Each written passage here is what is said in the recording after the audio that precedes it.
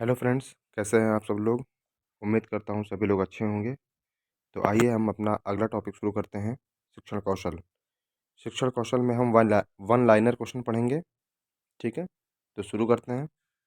पहला क्वेश्चन है, यदि एक शिक्षक को बच्चों को गहन अध्ययन कराना है तो शिक्षक प्रायः व्याख्यान विधि का प्रयोग करेगा।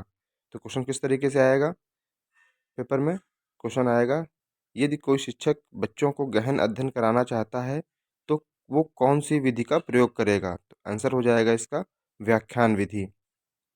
दूसरा क्वेश्चन है, यदि छोटी कक्षाओं के बच्चे शिक्षण में रुचि नहीं ले रहे हैं तो उन्हें नाटक एवं कहानी विधि द्वारा शिक्षण कराएगा कराएंगे। तो किस विधि का प्रयोग करेंगे छोटी कक्षाओं के लिए। नाटक एवं कहानी विधि। अगला है, यदि एक शिक्षक को बच्चों की इंद्रियों को सक्रिय कराना हो तो कक्षा में श्रव्य एवं दृश्य सामग्री का अधिक से अधिक प्रयोग कराना चाहिए। होता क्या है, हमारा जो ऑडियो विजुअल एड्स होते हैं ये हमें ज़्यादा अट्रैक्ट करते हैं। जैसे आप खुद देखिए, आप किसी कहानी को पढ़िए वो आपके दिमाग में कम स्ट्राइक करेगी, बट इसी के कंपैरिजन में अगर आप कोई मूवी देखते हैं तो उसके जो इम्पोर्टेंट डायलॉग्स होते हैं, उसके जो मोमेंट्स होते हैं वो अक्सर आपको याद रह जाते हैं, काफ़ी समय तक याद रह जाते हैं।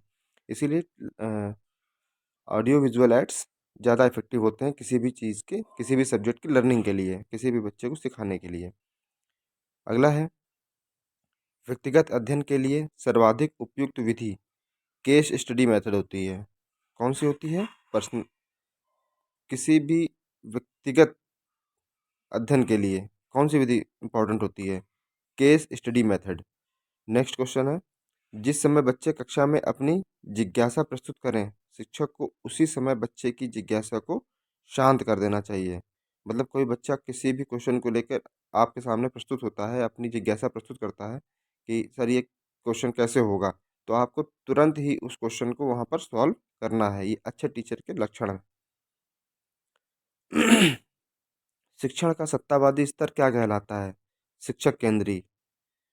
मतलब अब तो हमारा जो शिक्षण व्यवस्था है वो बाल केंद्रित हो गई है, लेकिन इसके पहले जो सत्तावादी स्तर था वो क्या था, शिक्षक केंद्रित था।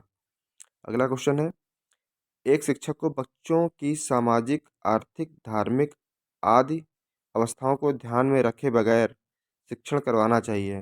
देखिए, आपकी कक्षा में कई प्रकार के बच्चे बैठे होंगे। कोई गोरा होगा, कोई सांवला होगा, कोई अमीर घर से होगा, कोई गरीब परिवार से होगा।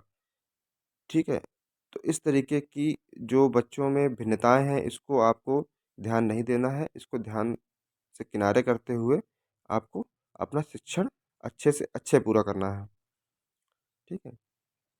अगला क्वेश्चन है, एक अध्यापक द्वारा दूसरी कक्षाओं को एक साथ पढ़ाना क्या कहलाता है। शिक्षण। बहुकक्षा शिक्षण। अध्यापक द्वारा दूसरी कक्षाओं को भी साथ में पढ़ाना। जैसा कि हम जानते हैं अपने उत्तर प्रदेश में प्राइमरी स्कूलों में यही व्यवस्था है। 1 से 5 तक के स्कूल हैं, कहीं 2 टीचर हैं, कहीं 3 टीचर हैं। तो हमें क्या करना होता है, हमें एक साथ कई कक्षाओं को बैठाकर पढ़ाना होता है। तो ये क्या कहलाता है, बहुकक्षा शिक्षण। बहुत सारी कक्षाओं का एक साथ शिक्षण, बहुकक्षा शिक्षण। अगला है, क्रियात्मक शिक्षण क्या होता है। एक शिक्षक बच्चों को पढ़ाने के लिए स्वयं की क्रिया द्वारा ज्ञान प्राप्त करता है, उसे हम क्रियात्मक शिक्षण कहते हैं। मतलब सेल्फ से, अपने अंदर से कुछ क्रियाएं करके हम उसको शिक्षण देते हैं, तो वो क्या कहलाता है, क्रियात्मक शिक्षण कहलाता है। जब एक शिक्षक कक्षा में बच्चों को फल एवं सब्जियों के चित्र दिखाता है और उन्हें पोषण के बारे में बताता है तो वह बच्चों में ज्ञान का निर्माण कर रहा होता है। हम उदाहरण देकर हम ऐसे तो नॉर्मली बता सकते हैं कि सेब खाने से हमें ताकत मिलती है, सेब हमें खाना चाहिए, सेब सुबह सुबह एक सेब का सेवन करना चाहिए। लेकिन जब हम उसी सेब को डायग्राम में, बच्चों की बुक्स में डायग्राम या उसको सजीव चित्रण करते हैं, सेब लाकर बच्चों को दिखाते हैं कि ये सेब है, इसको खाने से आपको ताकत आती है, इसको सभी को सेवन करना चाहिए। तो हम क्या कर रहे होते हैं, बच्चों में विज्ञान का या ज्ञान का भी हम सृजन कर रहे होते हैं। ठीक है। अगला है हमारा उपचारात्मक शिक्षण। उपचारात्मक शिक्षण क्या होता है, अध्यापक के दोषपूर्ण शिक्षण तथा अध्यापक की शिक्षण विधि त्रुटिपूर्ण होने के कारण बच्चों को शैक्षणिक समस्याएं होने के कारण उन्हें आवश्यकता पड़ती है उपचारात्मक शिक्षण की। मतलब कभी कभी होता है कि अध्यापक कुछ गलत बताया जाता है या अध्यापक ने जो बताया वो बच्चा सही-सही उसको मतलब एग्ज़ैक्ट वो चीज़ ना गेन करके कुछ और डायरेक्शन में जाकर उसको समझ पाता है, समझता है। तो वहाँ पर बच्चा कन्फ्यूज़ होता है, तो वहाँ पर हमें किसकी ज़रूरत पड़ती है? उपचारात्मक शिक्षण की ज़रूरत पड़ती है। उपचारात्मक शिक्षण के पहले एक और शिक्षण होता है जिसे निदानात्मक शिक्षण कहते हैं। निदान मतलब हमें पहले समस्या का ज्ञान होना चाहिए कि क्या एग्ज़ैक्ट समस्या क्या है? समस्या ज्ञात करना निदानात्मक शिक्षण कहलाता है और उस समस्या को दूर करना उपचारात्मक शिक्षण कहलाता है। अगला है बाल केंद्रित शिक्षा का मुख्य उद्देश्य क्या होता है? देखिए, जो हमने अभी पिछला पढ़ा क्या था हमारा? वो हमारा था शिक्षक केंद्रित सत्तावादी शिक्षण। सत्तावादी शिक्षण शिक्षा केंद्रित होता है और बाल केंद्रित शिक्षण अब जो हमारे प्राइमरी स्कूलों में या स्कूलों में चल रहा है नई शिक्षा नीति के तहत, वो बाल केंद्रित शिक्षण है। इसमें कौन-कौन से मुख्य उद्देश्य होते हैं? बालक का चौमुखी विकास, बालक का मानसिक विकास, बालक का शारीरिक विकास और चौथा है बच्चों के सभी शैक्षणिक व सह-शैक्षिक विकास। अगला टॉपिक है क्वेश्चन है हमारा, शिक्षक को पढ़ाने के साथ-साथ बच्चों के व्यक्तित्व को भी उभारना चाहिए।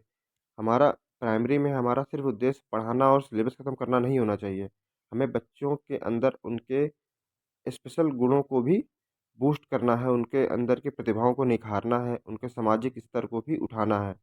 ठीक है? उन्हें पढ़ाई के साथ-साथ अन्य भौतिक एवं सामाजिक उनके गुणों को भी उभारना है। ये हमारा उद्देश्य होना चाहिए। बालक केंद्रित शिक्षा में क्या शामिल होता है? हस्तपरक गतिविधि।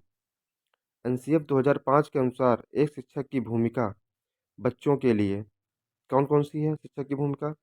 सुगमकर्ता, सुविधादाता, सुविधाजनक, उत्प्रेरक, निर्देशक, परामर्शदाता, प्रवर्तक, मूल्यांकनकर्ता। मतलब ये सारी क्वालिटीज़ शिक्षक के अंदर होनी चाहिए बच्चों के प्रति। ठीक है? कौन-कौन सी? सुगमकर्ता, बच्चों को अच्छे से सुगम मतलब आसान रास्ता दिखाना, बच्चों को मार्गदर्शित करता। सुविधादाता, ये भी लगभग उसी से मिलता-जुलता है। बच्चों को किसी भी टॉपिक में, किसी भी सब्जेक्ट में या किसी भी सामाजिक स्तर या मतलब उनके किसी भी स्तर पे उनके लिए सुविधा प्रदान करना, उनके लिए मार्गदर्शन का कार्य करना। ठीक है? उत्प्रेरक, बच्चों को मोटिवेट करते रहना। निर्देशक, गाइड करते रहना। परामर्शदाता, एडवाइस देते रहना बच्चों को समय-समय पर, उनके अच्छे भविष्य के लिए। ठीक है? और मूल्यांकनकर्ता, जैसे उनको लास्ट में उनका मूल्यांकन करना कि बच्चों ने आखिर कितना गेन किया आपकी शिक्षा को, उससे